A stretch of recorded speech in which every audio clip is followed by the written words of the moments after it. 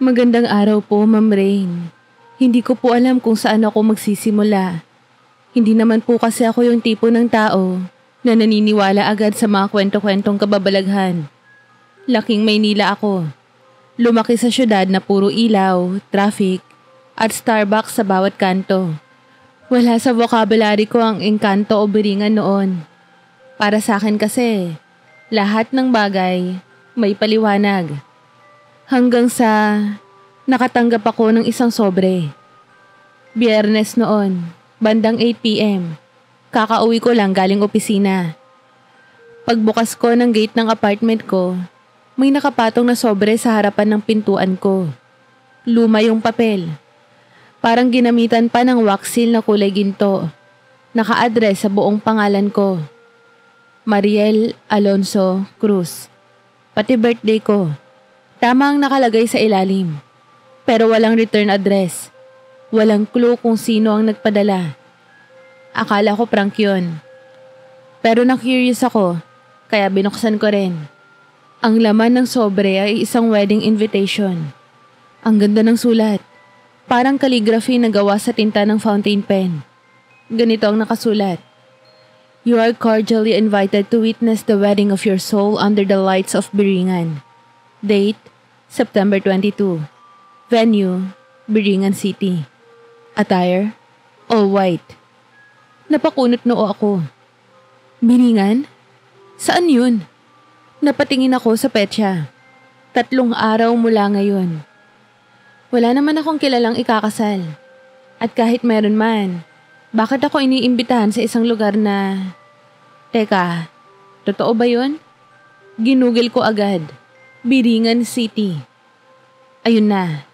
Lahat ng resulta, puro kababalaghan. Isang syudad daw sa Samar na hindi matatagpuan ng mata ng ordinaryong tao. Lugar ng mga engkanto. Minsan, bigla na lang daw lumilitaw sa gitna ng kagubatan. May mga kwento ng truck drivers na dumaan doon nang hindi nila alam o may mga taong nawala na lang. Hindi ko alam kung matatawa ako o matatakot. Pero sa totoo lang, kinabahan ako. Baka may nagbibirong multo. Charot, pero legit.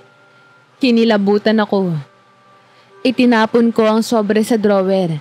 Sabay kinalimutan na lang. Iniisip ko baka may nakakatuwang konsepto lang ito. O kaya, baka prank ng isang kaibigan ko na into horror content. Kinabukasan, Sabado ng umaga, paglabas ko ng bahay, may package ulit. Mas maliit. Parang envelope ng LRT card. Nakasulat ulit ang pangalan ko. Pagbukas ko, isang bus ticket. Real ticket yun. May destination. Katbalogan, Samar. May date. September 21, 9:30 p.m. departure. May seat number pa. Legit na legit. Tangina. Hindi na ako natawa. Napaupo ako sa sofa. Kinabahan ako nang hindi ko maintindihan. Paano nila nakuha ang buong pangalan ko? Pati petsa ng birthday ko. At ngayon, pati bus details. Wala naman akong sinabihan tungkol dito. Lalo akong kinalibutan. Sa mga oras na yon, parang gusto ko nalang umiyak. Pero may parte sa akin na na-curious. Ewan ko ba? Gusto kong malaman kung anong meron doon. Hindi dahil naniniwala ako, kundi dahil parang may kung anong humihila sa akin. May parte sa akin na hindi mapakali hanggang hindi ko ito sinusubukan.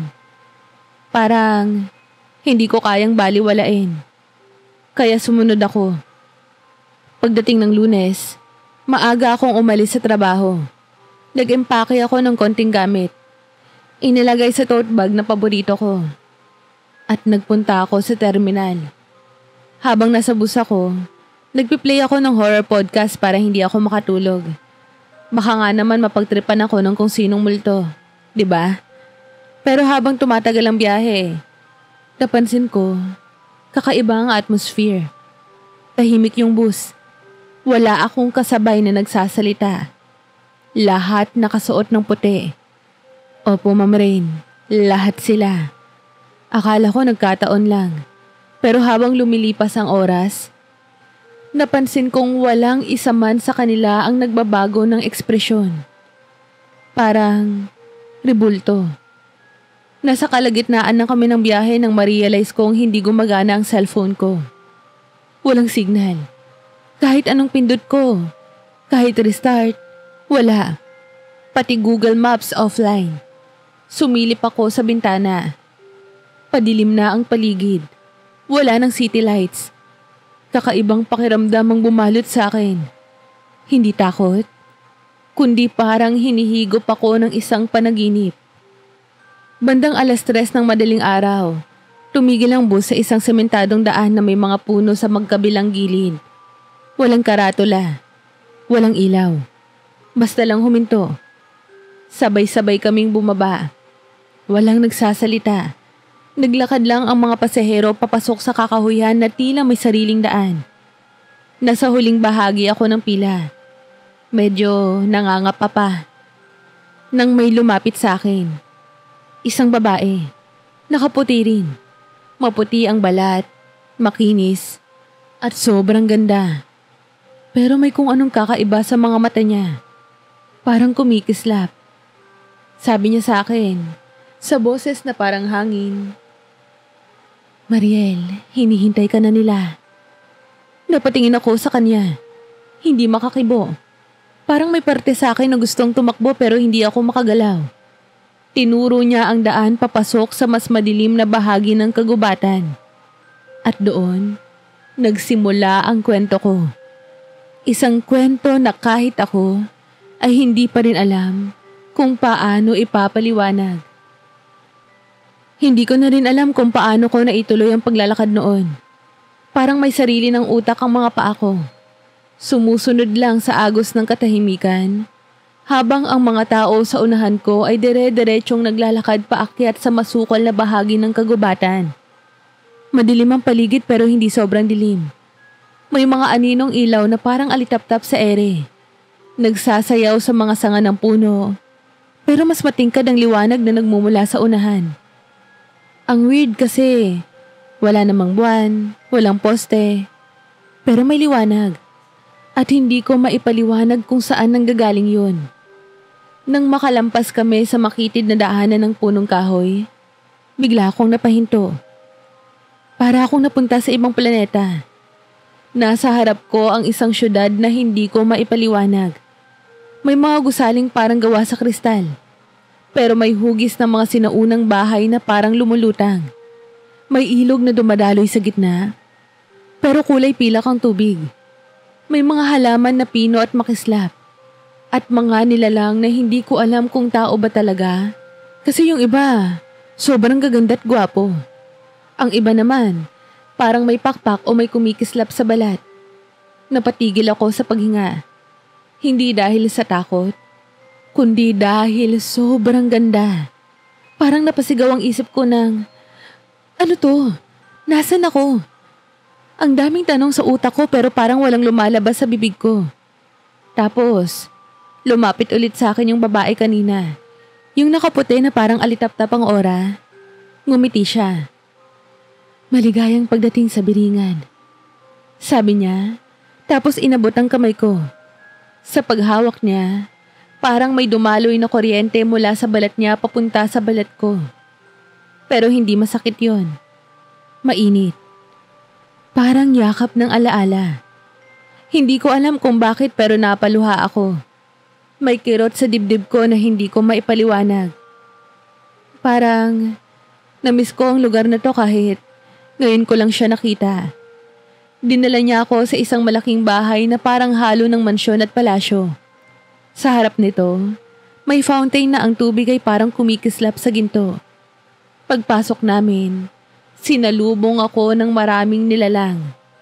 Lahat sila nakangiti. Lahat nakatingin na para bang matagal na akong inaabangan. Napaupo ako sa isang antigong upuan. Binigyan nila ako ng maiinom. Parang herbal tea pero amoy rosas at mint. Hindi ko na natanong kung safe inumin yon kasi parang buong katawan ko ay sumasang-ayon sa lahat ng nangyayari. Maya-maya, dumating ang isang lalaki. At sa totoo lang, Doon ko na talaga hindi alam kung panaginip ba o totoo na ang lahat. Lumapit siya ng dahan-dahan. Ang tindig niya ay parang hari, pero may ngiti sa labi na hindi nakakatakot. Nakaitim siya ng damit na may bordang ginto.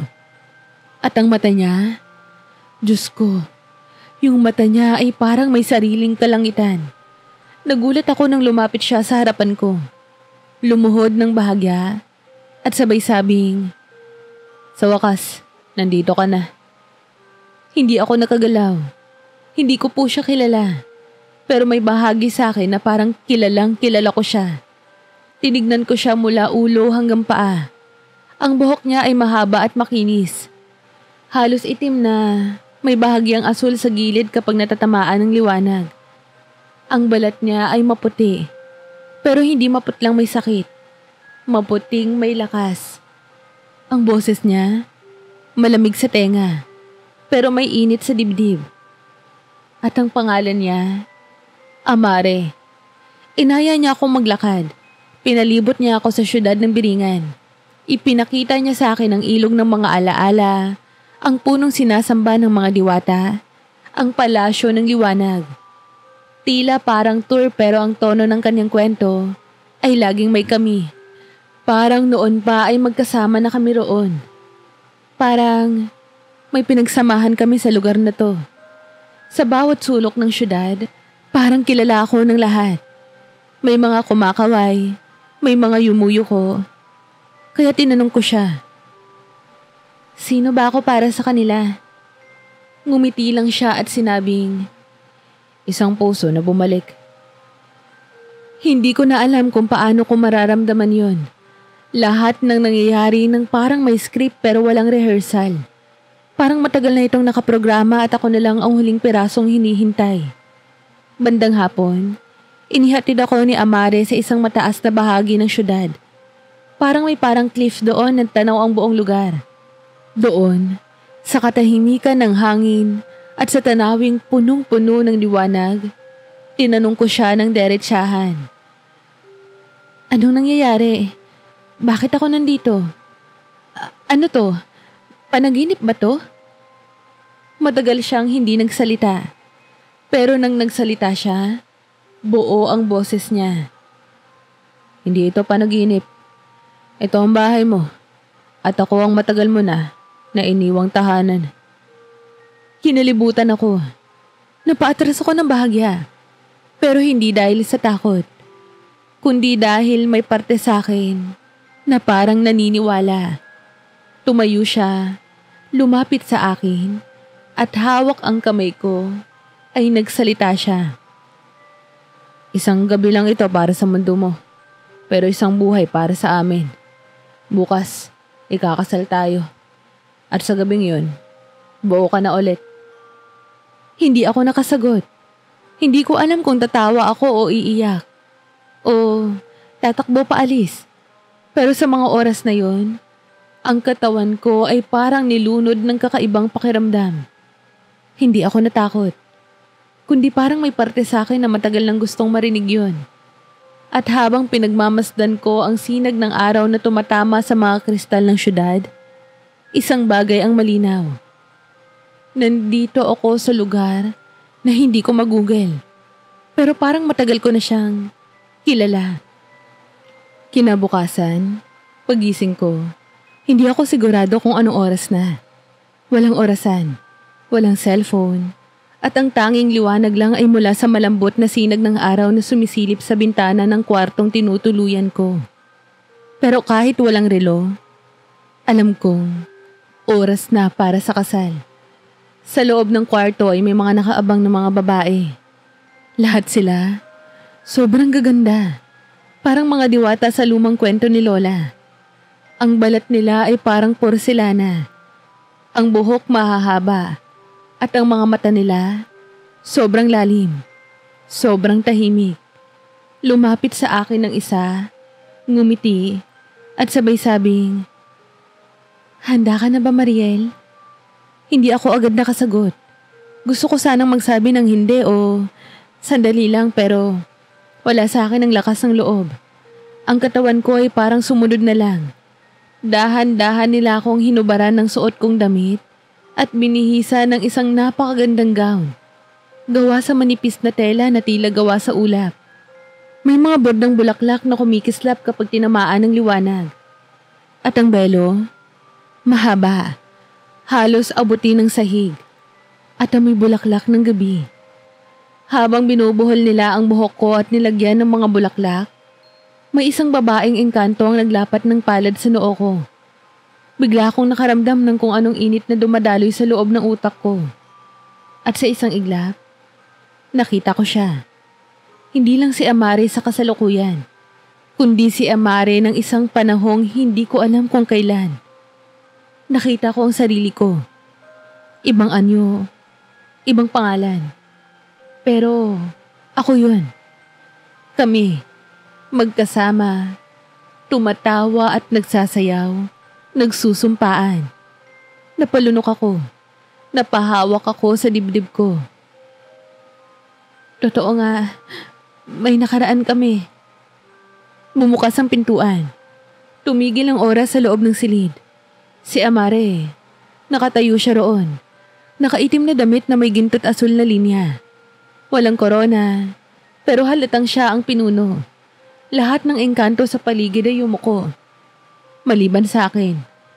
Lumapit siya, inabot ang kamay ko at sinabing, "Sa wakas, nandito ka na muli." Kumakabog ang dibdib ko. Hindi ko alam kung ito ba ang tamang desisyon pero sa mga oras na yon, may parte sa puso ko na parang hindi na makakabalik sa dati. Parang kung babalik pa ako sa Maynila, hindi na ako buo. Dinala nila ako sa gitna ng kagubatan. Pero hindi basta-bastang gubat yon. Sa lugar na yon, may altar na gawa sa malalaking bato na may ukit ng sinaunang sulat. Sa paligid, may mga puno na may sarili nilang liwanag. At sa itaas, sa halip na langit, ay parang makulay na tela na kumikilos ng puno ng bituin. Ang buong lugar ay tahimik, maliban sa mga alitaptap na lumilipad at isang mahinang musika na tila hinuhuni ng hangin. Pumwesto ako sa altar. Si Amare sa tapat ko. Sa gitna namin ay isang matandang engkanto. Parang pare, na may mahabang balbas at hawak na baston na may ilaw sa dulo. Habang nagsasalita siya sa wikang hindi ko alam pero naiintindihan ko, unti-unti kong nararamdaman na parang pinipilas ang nakaraan ko at pinapalitan ng panibago. Hindi masakit, hindi rin malungkot. Parang pag-uwi sa tahanan. Pagdating sa dulo ng seremonya, inabot ni Amare ang palad niya. Sa gitna nito ay isang singsing na may batong tila gawa sa bituin. Nang isinuot niya ito sa daliri ko, hindi lang ako ang napatigil. Pati ang buong paligid. Para bang huminto sa pagtibok. Tumahimik ang hangin. Tumigil ang mga ilaw. At doon, sa gitna ng biringan, sa lugar na hindi nakikita ng ordinaryong tao, ikinasal ako. Sa engkantong dati kong minahal at sa lalaking tila isinulat sa bawat pahina ng kaluluwa ko. Pagkatapos ng seremonya, nagsimula ang isang malaking handaan. May mga pagkaing hindi ko maipaliwanag ang lasa. Parang lahat ay paborito ko kahit hindi ko pa nalalasahan noon. May mga inuming kulay ginto at lila. May mga sayaw sa ere. Literal na lumulutang ang mga engkanto habang umiikot. Lahat nagsasaya. Sa gitna ng kasiyahan, inaya ako ni Amare na sumayaw. Doon ko unang beses naramdaman na totoo ang lahat. Hindi na ako natatakot. Hindi na ako naguguluhan. Sa bawat hakbang namin, para akong bumabalik sa dati. Sa isang buhay na hindi ko man maalala ng buo, pero alam kong akin. Pero nang humupa ang musika at lumiwanag ang paligid, muling bumalik ang katanungan ko. Pwede pa ba akong bumalik? Pagkatapos ng kasal, tinanong ko si Amare habang magkahawak kami ng kamay sa ilalim ng punong liwanag. Amare, maaari pa ba akong bumalik sa mundo ko. Kahit saglit lang. Tumitig siya sa akin. Hindi galit. Hindi rin nagtataka. Tila handa na siya sa tanong na yun. Bibigyan kita ng 3 araw. Sa oras na matapos yun, kailangan mong pumili. Maging isa sa amin o bumalik sa mundo mo na hindi mo na kayang tawaging tahanan. Tumango lang ako. At bago pa ako magkapagsalitang muli, hinalikan niya ang palad ko. Sa 3 araw na yun, dalhin mo ang puso mo. Dahil ito lang ang makakapili kung saan ka tunay na nabibilang. Sa totoo lang po, Ma'am Rain, akala ko madali lang yung 3 araw na yun. Akala ko, kapag bumalik ako sa mundo ko, marirealize kong walang totoo sa lahat ng nangyari. Na baka bunga lang ng pagod, stress o kung ano man, pero hindi. Pagmulat ko ng mata ko, nasa terminal ako. Yung mismong terminal kung saan ako sumakay ng bus, pakat Balogan. Pero ang nakakalito, umaga na. Maliwanag na. Maingay, maraming tao. Puro ordinaryong pasahero, vendors at estudyante. At higit sa lahat, nasa bulsa ko pa rin ang singsing. Tinext ko agad ang kaibigan kong si Celine. Nagulat siya. Akala niya raw nasa Thailand ako. Dahil yun daw ang sabi ko sa group chat namin. Base screenshot na ipinadala ko umano ilang araw bago mawala ang contact ko. Hindi ko maalala yon. Nung nakita niya ako, halos maiyak siya. Niyakap niya ako ng mahigpit at ang unang sinabi niya, "Akala namin nagloko ka na naman. Bigla ka na namang nawala. Tapos hindi makontak. Sabi ng mama mo, 1 taon ka nang hindi nagpaparamdam." Doon ako napatigil. 1 taon? Tumango siya. Tinignan ko ang kalendaryo sa phone niya. Totoo nga. September 22 last year daw ako nawala. Ngayon, October 3 na. At 1 taon na ang nakalipas. Hindi ko alam kung paano ko ipapaliwanag sa kanila na para sa akin. 3 araw pa lang ang lumipas. Pag-uwi ko sa amin, halos mabaliw sa iyak ang nanay ko. Matagal daw silang naghahanap. Nag-report pa sila sa pulis. Pero ilang linggo matapos akong mawala, bigla raw akong nagpadala ng sulat. Nagsasabi na nasa ibang bansa na ako at ayoko nang bumalik. Ako? Nagpadala ng sulat? Hindi ko maalalang ginawa ko yun. Habang yakap-yakap ako ng nanay ko, napaluha ako. Ang daming tanong, ang daming butas sa alaala ko. Pero ang mas kinakatakot ko, baka mali ang ginawa ko. Baka hindi ko na kayang bumalik kay Amare. Pero sa likod ng lahat ng pagkalito, may isang bagay akong nararamdaman. Kahit gaano ako kasaya na makita ulit ang pamilya ko, kahit gaano kaayos ang buhay sa Maynila, pakiramdam ko, hindi na ako buo. Parang may parte ng puso ko na naiwan. 3 araw lang daw akong may pagkakataon. Kaya sinubukan kong isulat lahat ng nangyari. Lahat ng detalye, lahat ng mukha, lahat ng salita ni Amare. Natatakot akong makalimutan ko siya. Takot akong mawala siya sa alaala ko. Kinagabihan, bago ako matulog, muli kong tinignan ng singsing. Kumislap ito. Hindi malakas ang liwanag pero sapat para maramdaman kong may koneksyon pa rin kaming dalawa. Kinabukasan, pumunta ako sa paborito kong lugar. Isang parke malapit sa opisina. Dati, ito yung lugar na nagpapakalma sa akin. Pero ngayon, kahit gaano kaganda ang araw, kahit gaano kabango ang hangin, parang lahat may kulang. Nakita ko ang mga tao. Nagmamadali, naka-headphones, tumatawa, nagkakape. Ang dating normal sa akin parang napakaibang mundo na. At doon ko na-realize, hindi na ako nababagay dito. Ilang beses kong tinanong ang sarili ko, bakit pa ako babalik sa Biringan? Hindi ko naman sila kilala. Hindi ko rin sure kung totoo silang lahat. Pero, bakit sa tuwing iisipin ko si Amare, parang may humihigop sa puso ko. Sa ikatlong gabi, bumalik ako sa kwarto ko. Tahimik. Patay ang ilaw. Pinatay ko rin ang cellphone ko. Binuksan ko ang drawer kung saan ko tinago ang invitation. Binuksan ko ulit. Walang nagbago. Pero ngayon, may nadagdag sa ibaba. Pag muling binuksan sa 3 gabi, sa ilalim ng liwanag ng 9 na buwan, ang pintong nagdudugtong ay magbubukas muli. Lumabas ako ng bahay. Tumingala ako sa langit. At totoo nga, buo ang buwan. Sobrang liwanag. At habang nakatingala ako, naramdaman ko na lang na parang may hangin na umiikot sa paligid ko. Lumalamig ang paligid, kahit walang ihip ng hangin. Sa harapan ko, dahan-dahang lumitaw ang liwanag. Hindi nakakasilaw, kundi parang pintuan na bumubukas. Sa loob noon, nakita ko si Amare. Nakatayo siya. Hawak niya ang palad niya at iniaabot sa akin. Wala siyang sinabing kahit ano. Pero sa mga mata niya, ramdam ko ang lahat.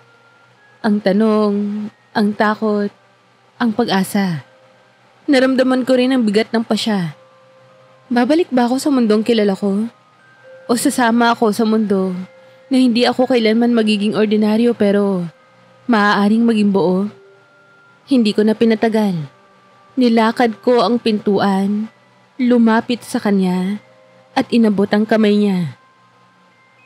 Hindi ko alam kung anong mangyayari sa kinabukasan, pero sa bawat segundo ng kahapon, ikaw ang hinahanap ko. Hinila niya ako palapit at sa liwanag ng buwan, tuluyan akong pumasok sa pintong yun. Hindi na bilang bisita ng biringan, kundi bilang isang tao na piniling bumalik.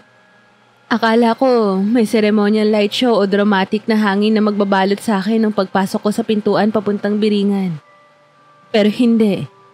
Walang kahit anong tunog. Walang palakpak ng kulog.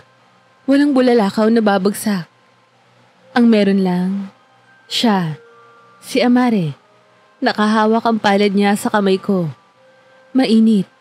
Parang ako yung nawawala at siya yung naghihintay sa matagal ng biyahe. Wala siyang tanong. Walang, sigurado ka na ba? O iiwan mo na ba ang lahat? Ni isang salita wala. Pero sa pagitan naming dalawa, sapat na ang katahimikan. Kasi sa totoo lang, hindi ko rin alam kung paano ko sasagutin kung tinanong pa niya ako. Ang alam ko lang kasi, hindi ko na kayang mabuhay sa mundo kung saan kalahati lang ang sarili ko ang naroon. Paglapag ng paa ko sa lupa ng biringan, ibang pakiramdam agad ang naramdaman ko. Para akong nakabalik sa loob ng sarili kong katawan. Yung bigat sa dibdib ko nung nasa Maynila pa ako, nawala. Parang yung mga bagay na matagal nang hindi naka-align ay unti-unting bumalik sa dapat nilang lugar. Pero may napansin akong kakaiba. Tahimik ang syudad. Walang musika, walang alitap-tap na sumasayaw sa himpapawid. At higit sa lahat, walang kahit ni isang nilalang. Kami lang ni Amare. Tahimik siyang naglakad. Sumunod lang ako. Pumasok kami sa isang lumang gusali na hindi ko pa nakikita noon. Gawa sa puting bato. May mataas na arko at parang templo. Sa gitna, may malawak na salamin sa sahig. Pero hindi siya ordinaryong salamin.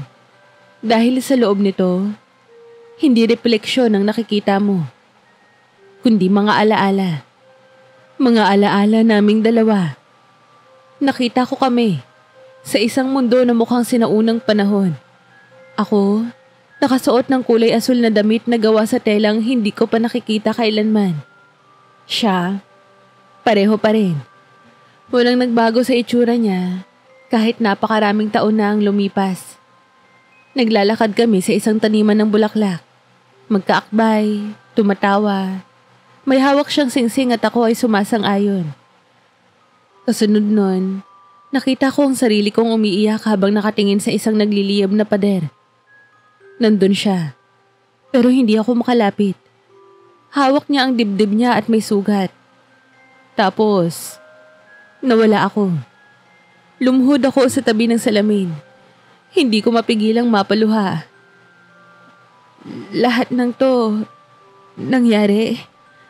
Tanong ko, halos pabulong. Lumapit si Amare at sa unang pagkakataon mula ng pagbabalik ko, nagsalita siya. Oo, Mariel, ikaw ang nawawala sa mundong ito. Ikaw ang reyna ko.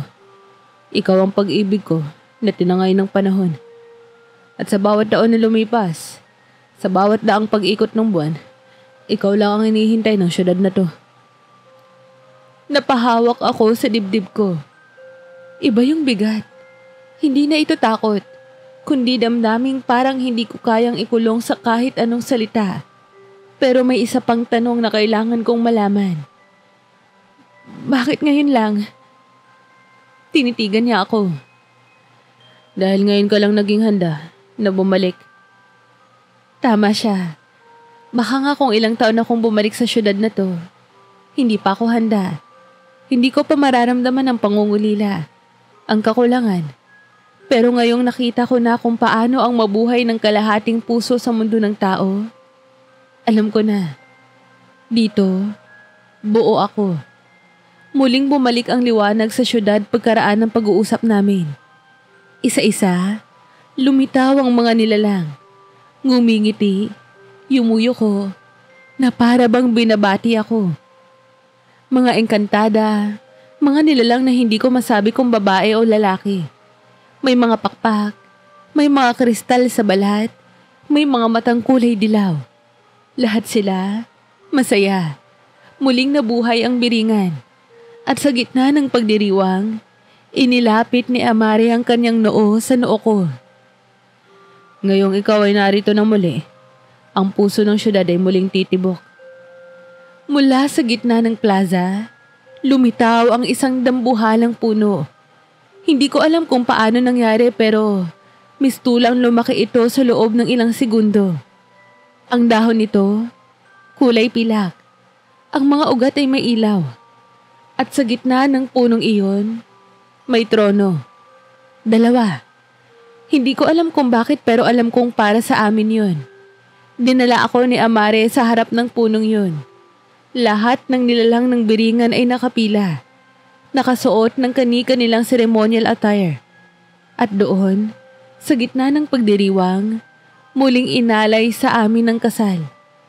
Pero sa pagkakataong ito, hindi na ito para sa pagbabalik, kundi para sa pagpapatuloy. Inabot niya ulit ang kamay ko at sa pagkakataong ito, hindi na ako nagtanong. Hindi na ako nagdalawang isip. Sa gitna ng awit ng mga diwata at pag-ikot ng mga ilaw sa paligid, muli kong isinusuot ang singsing.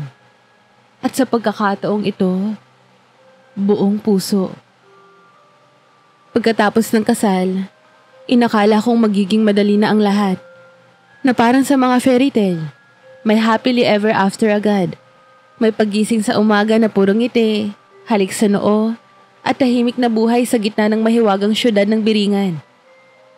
Pero hindi pala ganun ang kwento ko. Kasi kahit anong pilit kong maging kalmado, kahit anong saya na ipinapakita ng mga nilalang sa paligid ko, hindi matahimik ang puso ko. Isang gabi matapos ang kasal, habang si Amare ay natutulog sa tabi ko sa isang kama na gawa sa mga halaman at ulap, literal, sobrang lambot at amoy hamog. Hindi ako mapakali.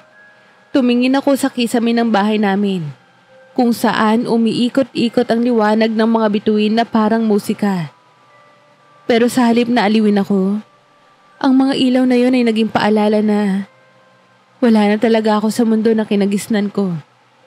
Bigla kong naisip si Mama. Kamusta na kaya siya? Iniisip ba niya kung nasaan ako? O baka tulad ng dati, may ginawang paraan ng biringan para paniwalain siyang maayos ako sa kung anong bansa ulit. Naalala ko rin ang trabaho ko, yung mga kaibigan ko, yung lumang buhay ko. Hindi naman perfect yun pero akin yun eh. Kinabukasan, habang naglalakad kami ni Amare sa ilog ng biringan na parang salamin, hindi ko na kinaya. Huminto ako. Hinawakan ko ang kamay niya. Tumingin siya sa akin na parang alam na ang sasabihin ko. Hindi ibig sabihin ng pag-alis ko ay ayaw ko sa'yo. Pero gusto kong makita kung ano pa ang natitira sa buhay ko sa mundo ng tao. Kahit isang sulyap lang, kahit isang araw lang, kailangan ko. Tahimik siya. Tila naglalaban ng damdamin niya. Pero sa huli, tumango siya. Kinuha niya ang palad ko at inilapit sa dibdib niya. Kung yan ang nais mo, ibibigay ko.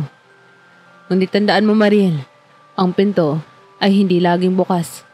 Ang oras ay hindi pareho sa dalawang mundo. Ilang araw lang. Pangako, babalik ako. Yun ang sinasabi ko. Pero, nung nagising ako muli sa mundo ng tao, sa mismong kama ng bahay ng nanay ko, parang ang hirap nang bumalik. Pagmulat ng mata ko, ramdam kong ibang-iba ang hangin. Masalimuot, maalikabok. Ang ilaw ng araw, hindi na ganun kainit sa balat. Wala na yung parang dumarampi ang liwanag sa puso mo. Muli akong bumalik sa normal. Naabutan ko si mama sa kusina. Nagluluto ng sinangag. Hindi siya mukhang tumanda. Parang ilang buwan lang ang lumipas. Nakangiti siya nang makita ako at akala niyang galing lang ako sa retreat. Hindi ko na siya itinama. Hinayaan ko lang. Binantayan ko siyang magluto. Inamoy ko ang mantika. Sininghot ko ang amoy ng bawang na niluluto. Simpleng bagay pero parang nakalimutan kong parte ito ng buhay ko. Lumabas ako para mamasyal. Nakita ko ulit yung park. Yung coffee shop na dati kong tambayan. May mga estudyante pa ring nagkakape. May mga magjawang nagtatawanan. May batang tumatakbo habang hinihila ng nanay niya. Normal. Pero sa gitna ng normal, ako lang ang tila hindi na bagay. Nasa katawan ako ng dati kong sarili pero iba na ang laman ko. Wala nang kasya sa akin. Kaya pinili kong bumalik sa Biringan. Nang tumawid ako pabalik sa Biringan, parang biglang nawala ang bigat sa balikat ko. Parang ang tagal kong nagbitbit ng bag na hindi ko alam na dala ko. At sa isang hakbang lang, bigla itong nalaglag. Gumaan, tumahimik, at pakiramdam ko, malaya. Si Amare, tulad ng dati, nakatayo sa kabilang dulo ng pintuan ng liwanag. Pero ngayon, hindi na siya yung Amare na seryoso at malayo ang tingin. Sa pagkakataong ito, nakita ko sa mukha niya ang ginhawa. Parang sinasabi ng mga mata niya, "Salamat at bumalik ka."